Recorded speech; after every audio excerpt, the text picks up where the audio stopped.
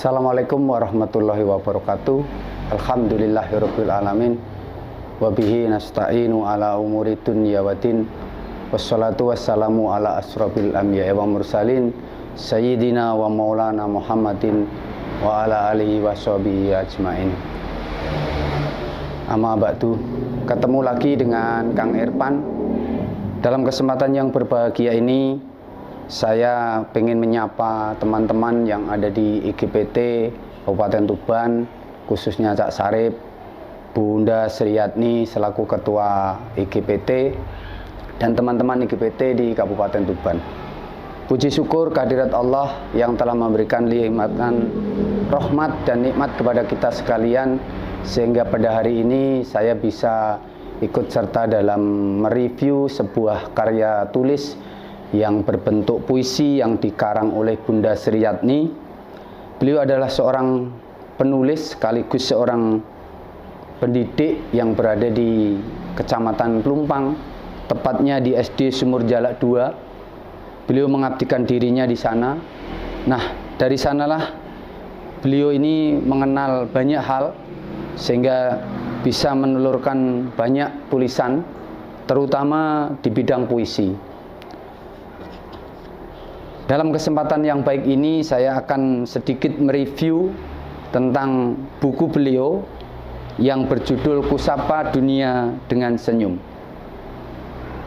Sesuai dengan perjalanan beliau sebagai seorang pendidik, maka buku yang beliau tulis atau puisi yang beliau tulis adalah nyanyian hati dari beliau sebagai seorang pendidik yang sangat kental dengan profesinya sebagai guru sekolah dasar, sehingga beliau punya sifat yang sangat ceria. Baik, dalam kesempatan yang baik ini saya akan memulai dengan karya beliau yang pertama, yakni yang saya review adalah Rona Jingga. Puisi ini bercerita tentang kisah kehidupan beliau ketika beliau berada di perjalanan menuju suatu tujuan yang mengikuti suaminya. Di dalam perjalanannya beliau mengatakan, wajah-wajah sayu penuh harap di antara jejalan penumpang melaju menuju samudra luas terbentang. Kadang bau cukup ditelan karena harus antri di antara kumuh bahtera. Berhari-hari mereka lalui, tiada kegiatan pasti, hanya menunggu jam makan dan sembahyang tanpa tahu apa yang dilakukan. Puisi yang menggambarkan satu kehidupan di kehidupan nyata yang diibaratkan rona-rona jingga. Rona jingga itu akan nampak ketika di ufuk timur atau di ufuk barat ketika rembang.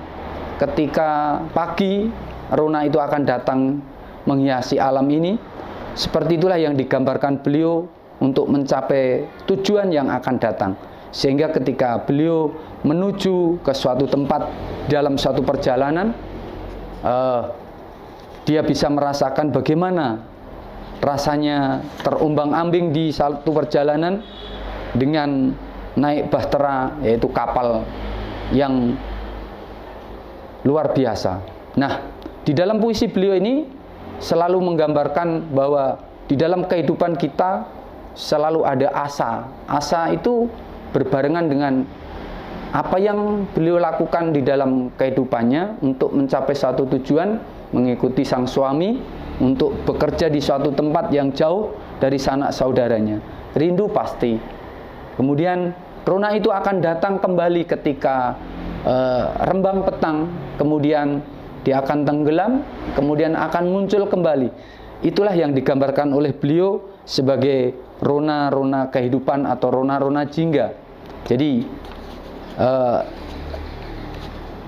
beliau menginginkan bahwa di dalam kehidupannya itu selalu ada semacam kayak apa ya, Perjalanan itu pasti, karena dengan berjalan itu tujuan akan disatukan, kemudian di kemudian hari dia akan bertemu di mana rona-rona itu akan melewati beliau. Kemudian ketika pagi, rona itu akan datang sebagai asa yang baru. Menurut pendapat saya, puisi beliau ini sangat terkait dengan pribadi beliau yang memang karena pada saat itu beliau posisinya berada di suatu tempat untuk mengikuti sang suami, sehingga kehidupan itu diibaratkan sebagai rona-rona, sehingga dalam kesehariannya mungkin suatu ketika beliau kembali ke tempat yang sudah bisa digariskan, kemudian rona itu akan menjelma menjadi satu harapan, dan kemudian rona itu akan bersama beliau menjadi suatu tujuan hidupnya. Kemudian dilanjutkan dengan karya beliau yang kedua, yaitu Di Perantauan. Ini masih ada hubungannya dengan perjalanan hidup beliau. Kalau tadi diibaratkan di rona-rona, nah sekarang hidupnya di perantauan. Ketika beliau sudah sampai di tujuan, ketika di perjalanannya itu, terutama di daerah Maluku, karena suaminya adalah seorang pelaut, sehingga beliau mengikuti kegiatannya sampai di Maluku sana. Hidup jauh dari sanak family, tak mengenal teman, tak mengenal lawan. Hari-hari berlalu penuh kesepian, rindu, peluk kasih, kampung halaman. Namun, waktu harus berjalan, harus bertahan rindu demi pujaan. Tiada berat kaki dilangkahkan, sambut tujuan yang pasti membentang. Pahit getir kehidupan harus dilawan, memahami satu demi satu arti kehidupan, menyapa pagi dan berpisah dengan mentari kala petang, menikmati temaram rembulan di kekejauhan, menyayat kalbu kadang, apa daya aku tak ada di rantauan orang, harus kuat dan bertahan, tak boleh mengeluh apalagi menangis, meniti kehidupan esok berharap lebih terang, walau terkadang itu hanyalah ilusi tak bertuan. Kemana harus kusandarkan harapan depan penuh cahaya keikhlasan, ikhlas melepas beban demi masa depan. Nyatanya itu sukses ku jalani dengan berbekal kewarasan dan keyakinan. Allah melindungi hamba yang berada di padang gersang, selalu tersenyum walau jarang pulang, karena tugas dan tunaikan kewajiban, tentu untuk menggapai keberkahan dunia akhirat jadi tujuan. Di puisi ini beliau mengisahkan dalam perjalanan hidupnya di satu perantauan, mengikuti sang suami dengan menjalani kehidupan hari-hari dengan jauh dengan sanak atau keluarganya. Kadang-kadang rindu akan kampung halaman itu datang.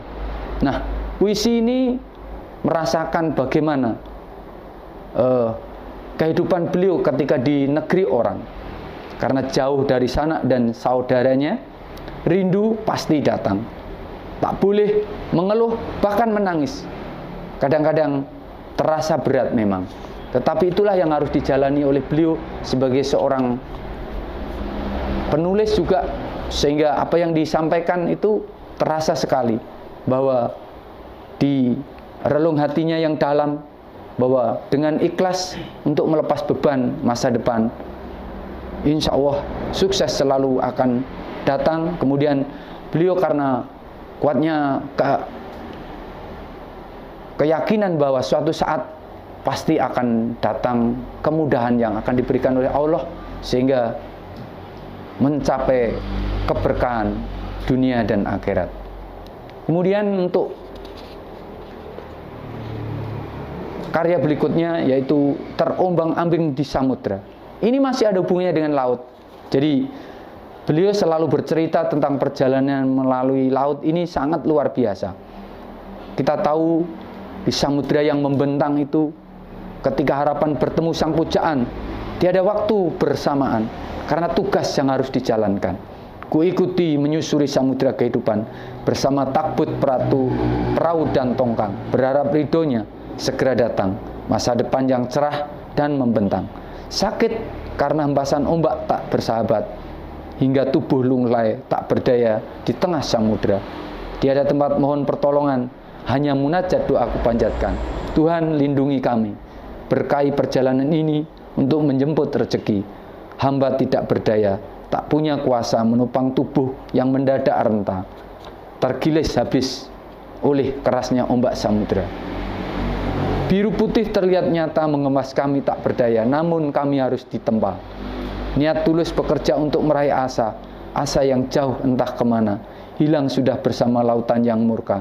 Namun ku yakin esok pastikan ada masa. Beliau bercerita tentang kehidupan yang diibaratkan sebuah perjalanan. Di kehidupan ini diibaratkan samudra, kemudian bahtera itu diibaratkan nahkodanya untuk menjalani hidup ini. Sehingga di dalam kehidupannya, puisi ini sangat semacam kayak perjalanan beliau ini betul-betul dirasakan, sehingga puisi ini bisa diartikan, ya itulah kehidupan itu sebuah puisi, sebuah personifikasi dari kehidupan. Sehingga sakit, jet lag, kalau orang mengatakan bahwa mabuk laut itu luar biasa, bahkan untuk menopang tubuhnya saja tidak mampu. Bagaimana dia mau menopang tubuhnya, karena muntah dan seterusnya itu sudah tidak bisa dirasakan lagi. Sakit, hanya manjatkan puja kepada Allah. Mudah-mudahan perjalanan ini bisa selamat di tujuan. Itu diibaratkan oleh beliau. Sehingga di dalam perjalanannya beliau untuk mencapai satu tujuan harus dikuatkan dengan doa, munajat kepada Allah. Kemudian puisi berikutnya ini yang terinspirasi Kusapa Dunia dengan Senyuman, yang akhirnya menjadi judul dari puisinya beliau yang tergambar di sini. Ini Happy Family, makanya dikatakan sebagai Kusapa Dunia dengan Senyuman. Beliau sangat kental sekali dengan keinginan yang kuat bahwa dunia itu dijalaninya harus dengan senyuman. Karena apa? Beliau sadar bahwa di dalam kehidupan ini ada pasang dan surutnya. Kemudian karena beliau berpikiran sebagai seorang pendidik, beliau selalu kepingin bahwa di dalam kehidupan kelak itu akan datang, akan muncul generasi-generasi yang beliau harapkan sebagai tulang punggung kehidupan, dan menatap dunia ini dengan senyum. Karena dengan senyum, ikhlas dan berdoa itulah sehingga beliau merasa bahagia bahwa di dalam kehidupannya kelak itu akan mendapatkan sesuatu yang manis di akhirnya. Kemudian di puisi ini digambarkan sebagai satu keinginan bahwa beliau kepingin suatu saat menjalani hidup ini harus dengan senyuman, dengan ikhlas, sehingga apa saja yang dilakukan menjadikan pahala, kemudian sebagai bagian dari kehidupan yang selalu berlangsung di kelak kemudian hari. Karena beliau seorang pendidik, sehingga nuansa dari puisi beliau ini selalu dikaitkan dengan kehidupan-kehidupan yang akan datang. Kemudian di samping itu, puisinya beliau ini juga selalu dikaitkan dengan kehidupan pribadinya. Sehingga baik itu dari awal dia perjalanan mengikuti suaminya, kemudian dia kembali ke sini sampai terakhir. Dan mudah-mudahan apa yang saya sampaikan ini ada manfaatnya. Kemudian pesan saya kepada teman-teman yang menggeluti sastra puisi, mudah-mudahan ini karya beliau ini bisa menjadi rujukan sebagai satu referen untuk menjadikan puisi-puisi kita lebih berdaya ledak lagi atau berdaya juang lagi, sehingga di kelak kemudian hari IGPT kita tetap jaya. Salam literasi. Assalamualaikum warahmatullahi wabarakatuh.